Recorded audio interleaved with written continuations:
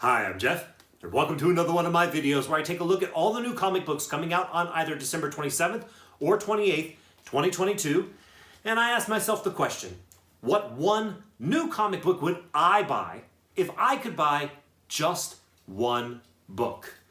Merry Christmas and Happy Hanukkah to all of you that are celebrating those two holidays or any other holiday during this season. I hope that you are enjoying yourself. I'm sure you have much better things to do with your time than watching this video right now, so I really appreciate you taking the time to watch it. I will endeavor to make this go as quickly as possible.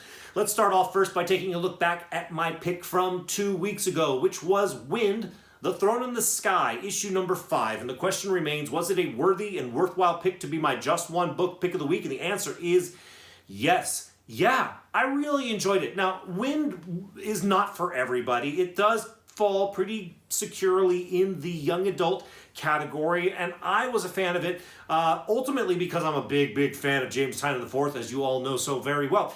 But he did a great job with it, and I found it to be a very entertaining story and one that I wanted to see all the way through to the end. And I thought that this issue number 5 was going to be the end, but no, it is definitely not the end. In fact, it ended in kind of like Empire Strikes Back kind of cliffhanger. I mean, things are not looking great for Wind and all of his traveling companions at the end of this last issue, and I thought it was supposed to be over. So I am excited that we are going to get more Wind. It is a story that I am enjoying, and once again, the way it ended, well, I was like, man, I really need to see where we go from here. So I'm really looking forward to more Wind in the future, and I really enjoyed this individual issue, so it got a thumbs up for me, and I consider it a worthy and worthwhile choice. If you've been reading Wind, let me know what you think of it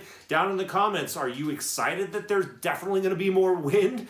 Or are you like, oh, I was really hoping that was going to be it, but nope, no such luck.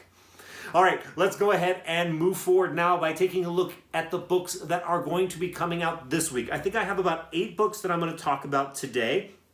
I believe about 4 of them I will be buying myself, and the 5th one that I'm leaning towards. So I will let you know which books those are as we go through them. So let's start off by mentioning the first book that's an honorable mention for me today, and that book is Tales from Earth-6, a celebration of Stan Lee. This is a one-shot from DC. Here's the description. Hang in with me. Written by Michael Uslan, Mark Waid, Jerry O'Day, Kenny Porter, Stephanie Williams, Michael W. Conrad, Becky Cloonan, Colin Kelly, Jackson Lansing, Steve Orlando, Zach Thompson, and Megan Fitzmartin. Art by Lee Weeks, Kevin McGuire, Jerry O'Day, Carl Mustard, Juan Ferreira, Anthony Marquez, Pablo M. Collar, Max Dunbar, and Hayden Sherman. Whew.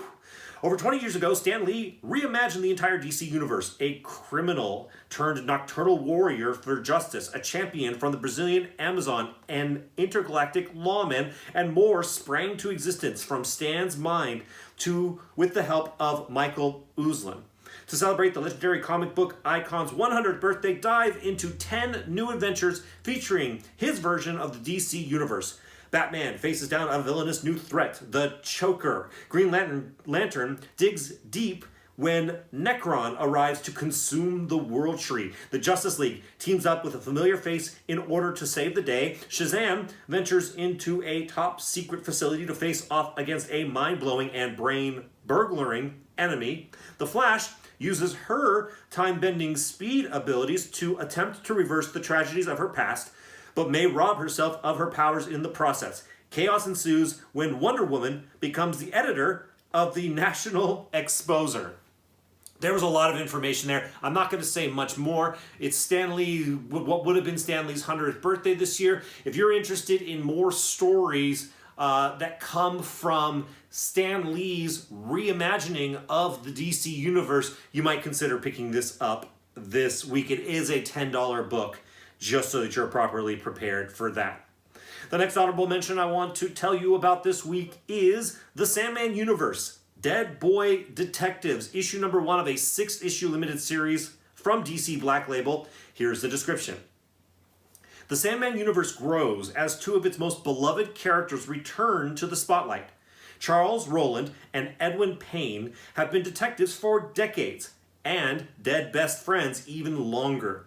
But their investigation into a Thai American girl's disappearance from her Los Angeles home puts them on a collision course with new and terrifying ghosts that could give even a dead boy nightmares, including a bloodthirsty Krause. I don't know what that is. Krasue.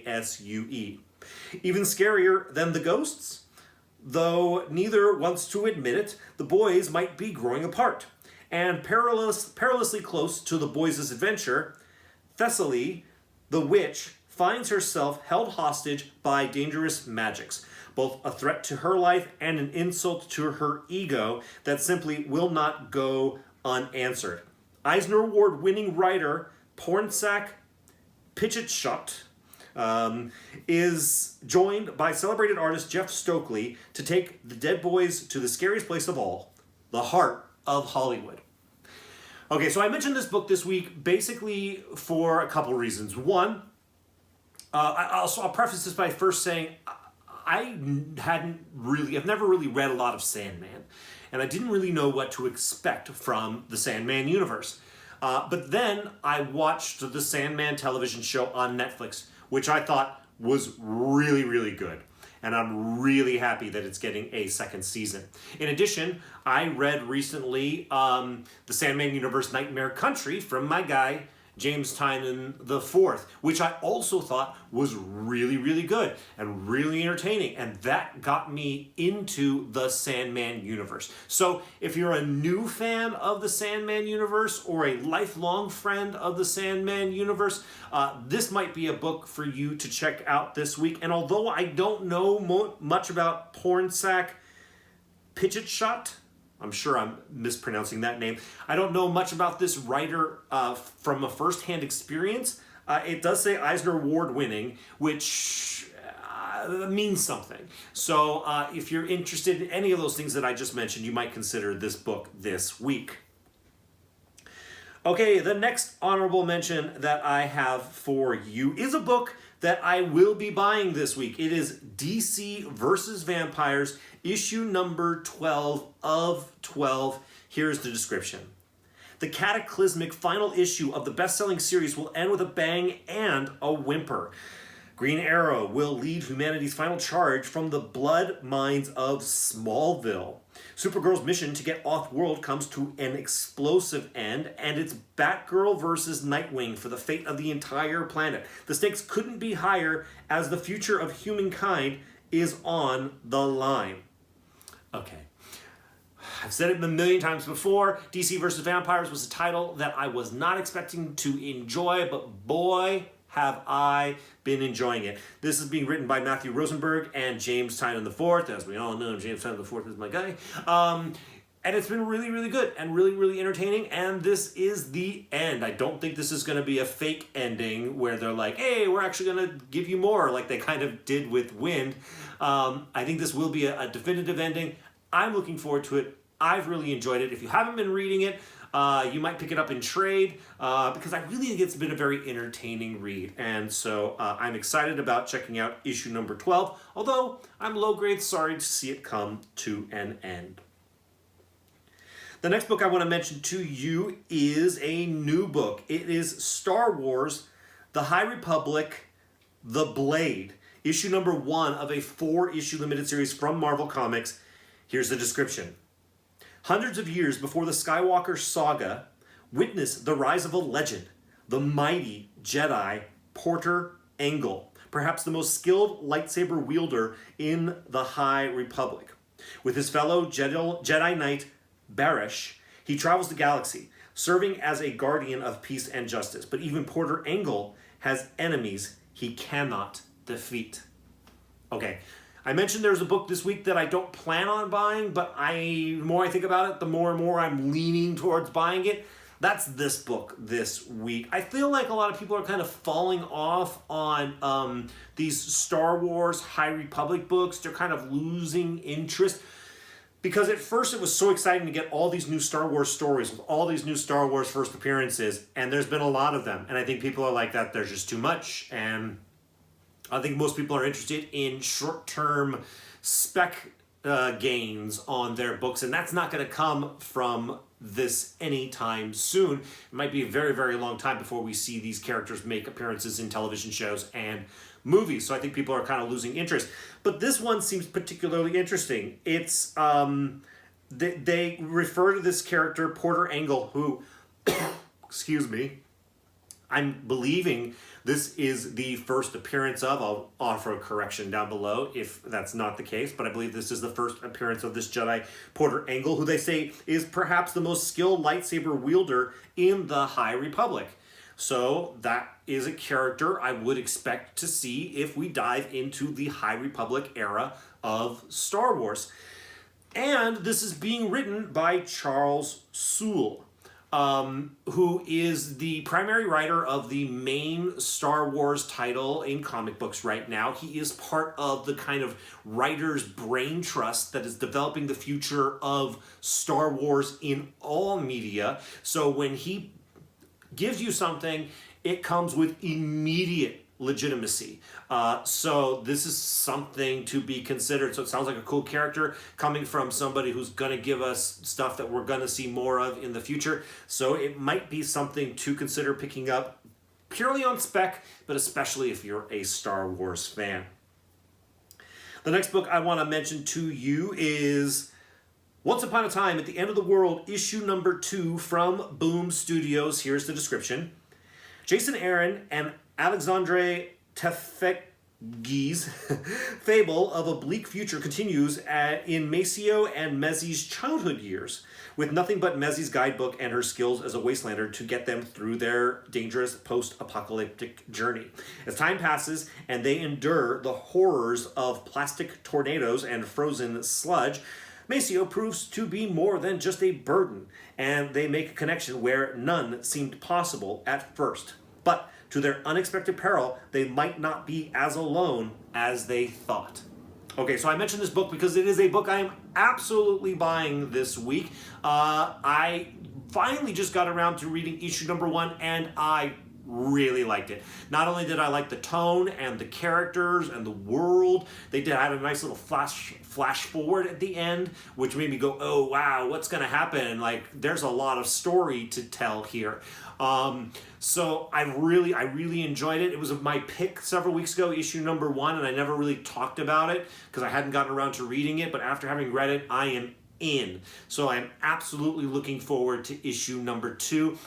If you didn't pick up issue number 1, I bet you could still find it for cover price someplace. So I would absolutely recommend finding that, picking it up, and also picking up issue number 2 this week. The next book I want to mention to you is MMPR, Mighty Morphin Power Rangers, TMNT, Teenage Mutant Ninja Turtles, 2. Issue number 1 of a 5-issue limited series from Boom Studios. Here's the description. It's been 6 months since the teenagers with attitude and the heroes in a half shell teamed up to defeat the unholy alliance of Rita Repulsa and Shredder. But a new threat will force them to reunite in the crossover you demanded.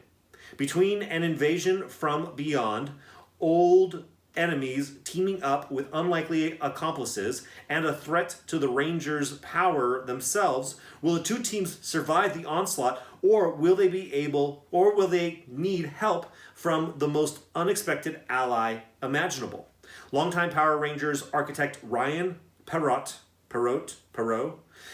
joins forces with superstar artist Dan Mora to deliver the follow-up to the hit crossover.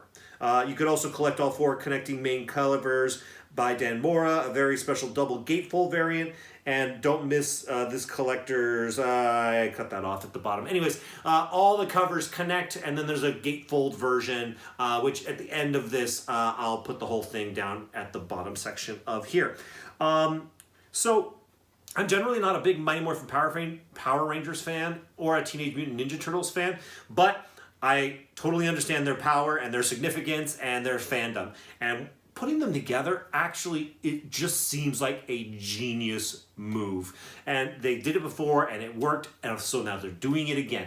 But this time it seems like there might be a new bad guy involved, which is noteworthy and interesting. So if you're a fan of the Teenage Mutant Ninja Turtles or the Mighty Morphin Power Rangers or both, this is something worth checking out this week, and so I had to mention it to you.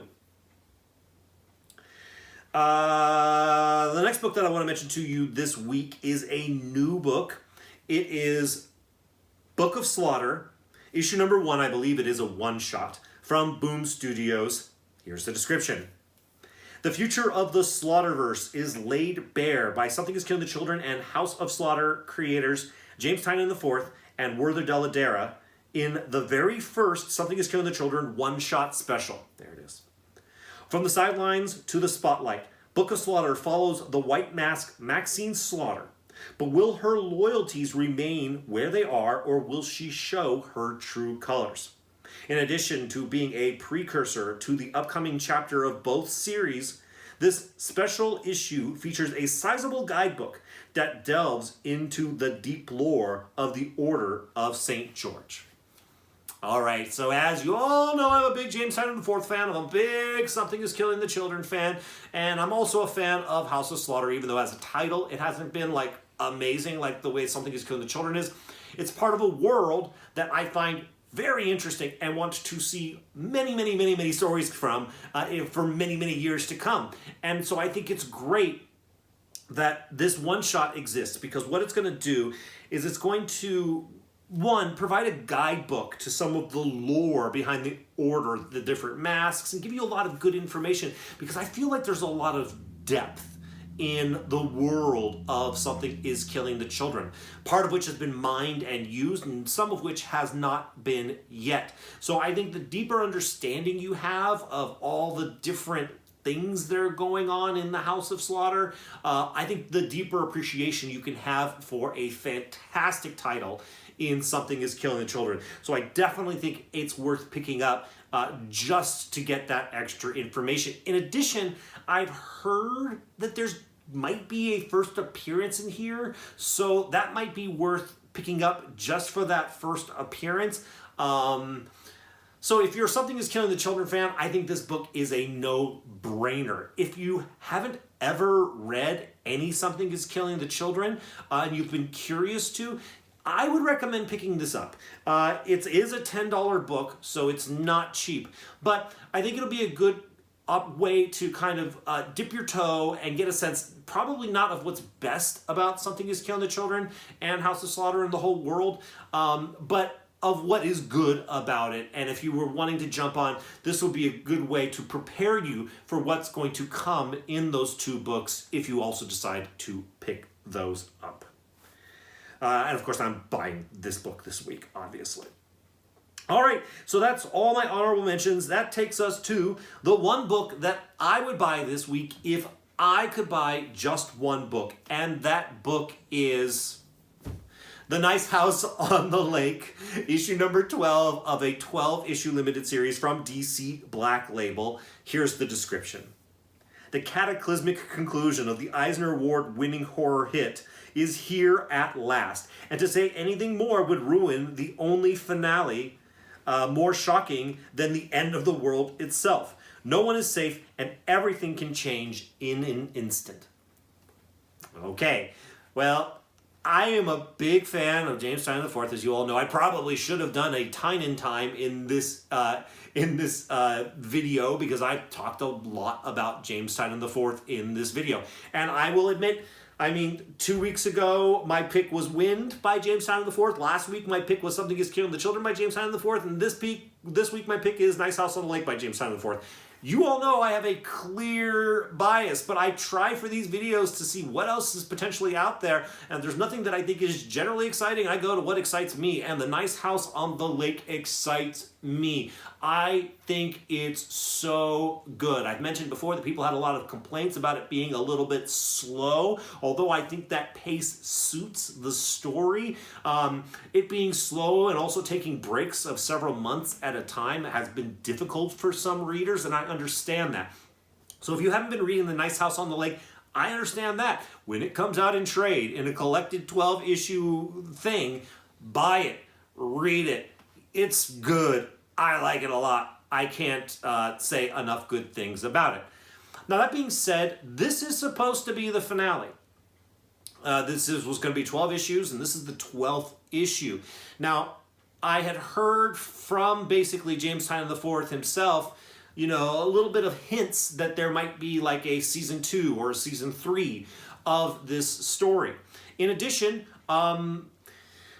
the issues had flash forwards in them.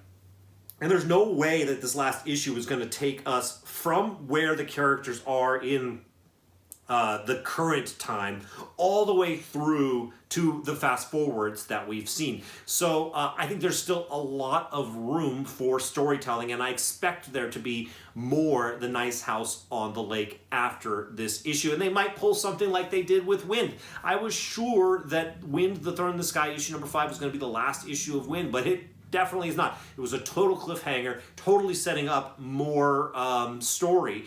So is The Nice House on the Lake going to do something the same? Probably not. Are they going to do something similar? Probably.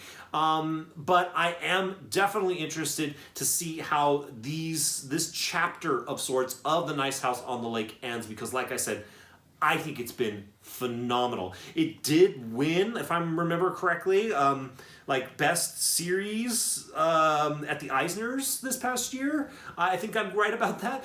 So other people have been liking The Nice House on the Lake as well. I see it on a lot of lists of recommendations from different people writing about comic books online. So don't just take my word for it. Lots of people are fans of The Nice House on the Lake. So this is absolutely my pick of the week. I'm super excited to read this issue. And if you've been reading the whole thing, I'm sure you're right there with me. And if you haven't been reading the whole thing, you're not going to pick up issue number 12 just because it's my pick of the week, and it would spoil the whole thing, and it wouldn't make any sense to just read issue number 12. So for those of you who haven't been reading it, I recommend, once again, when it comes out in a collected edition, you pick it up there. But that's it. That's all I have to talk about this week. Video was a bit longer than I probably intended it to be, but I hope there was some good information in there for you. If you like it, likes are appreciated by me. If you didn't like it, if you want to hit the dislike button, hit the dislike button. Just put down in the comments why you hit the dislike button. Sometimes people hit the dislike button, and I'm like, well, why? Just tell me why. I'd like to know. Maybe I could improve. In addition, if you haven't already subscribed, I invite you to go ahead and do that. All right. Thank you all so much for watching this video. I'll see you in the next one.